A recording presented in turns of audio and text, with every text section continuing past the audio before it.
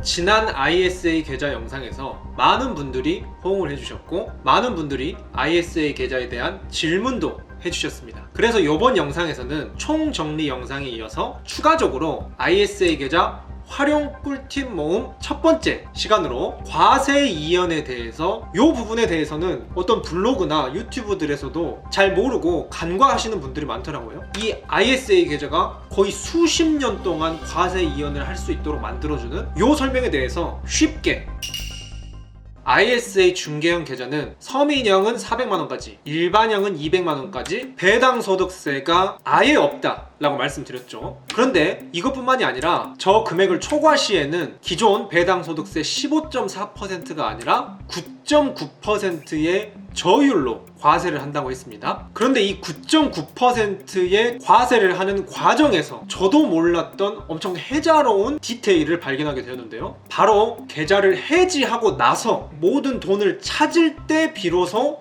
9.9%를 분리과세한다. 지방소득세 포함해서 분리과세한다. 그러니까 중요한 것은 해지 시에 세금을 가져간다 라는 것인데요. 그러니까 일반 계좌에서는 배당 소득세가 원천징수 15.4%가 원천징수되기 때문에 배당금이 1000만원 나오면은 입금액이 850만원 아예 애초에 가져가 버리는데 ISA 계좌를 사용하면은 400만원까지는 배당 소득세를 면제해 주기 때문에 배당 금액과 입금액이 동일하다고 했죠. 그런데 여기에서 그치는 게 아니라 400만원 한도를 넘어선 금액에 대해서도 일단은 배당금과 입금액을 동일하게, 그러니까 9.9%를 원천징수를 하지 않는다. 원천징수가 아니라 해지 시에 분리과세. 이걸 더 쉽게 설명드리면은 일반 계좌에서는 5만원 배당금이 나온다? 그러면은 득달같이 국세청에서 달려와서 15.4%를 원천징수 떼가죠. 그래서 배당금을 아무리 모아봤자 세금이 떼어진 금액에서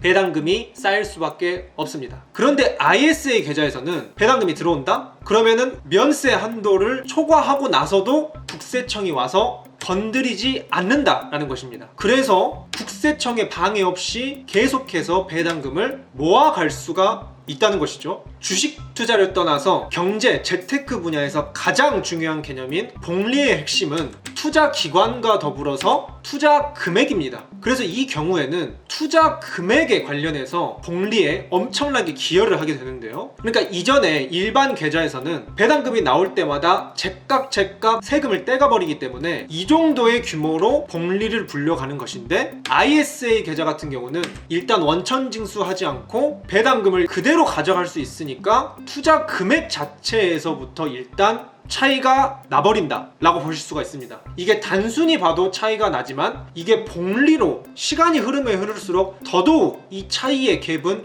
커지게 되는 거거든요. 그래서 아인슈타인이 복리야말로 인간이 이해할 수 없는 가장 불가사의한 것 중 하나이자 가장 위대한 발명품이다, 이렇게 표현하기도 했습니다. 총 정리를 하자면 ISA 계좌를 운영하면서 만기를 원리적으로 무한대로 연장을 할 수가 있거든요. 예를 들어 10년, 20년까지 계속해서 ISA 계좌를 굴릴 경우 원리적으로 배당 소득세를 수십 년간어치를 미루면서 그 미룬 몫을 무한으로 복리 효과를 굴리면서 투자 효과를 극대화할 수 있다. 요게 바로 ISA 계좌의 숨은 꿀팁, 디테일한 장점이다. 투자에 있어서 세금 이연, 특히 거의 무한대로 세금 이연을 내가 하고 싶은 만큼 할 수 있다는 게 투자 오래 해보신 분들은 알겠지만 극히 드문 투자 상품이고 엄청난 혜택이거든요. 그렇기 때문에 ISA 중개형 계좌 꼭 개설하셔서 뿌리는 혜택을 챙겨가시길 권장드리겠고요. 추후에도 이런 디테일 넘치는 활용 꿀팁 모음 이어나가도록 하겠습니다. 지금까지 설명 맛집 눈콤님이 임팩트 있게 칭찬해 주셔서 정말 감사드리는데 앞으로도 돈이 되는 경제 이야기 꾸준히 다뤄드리도록 하겠습니다.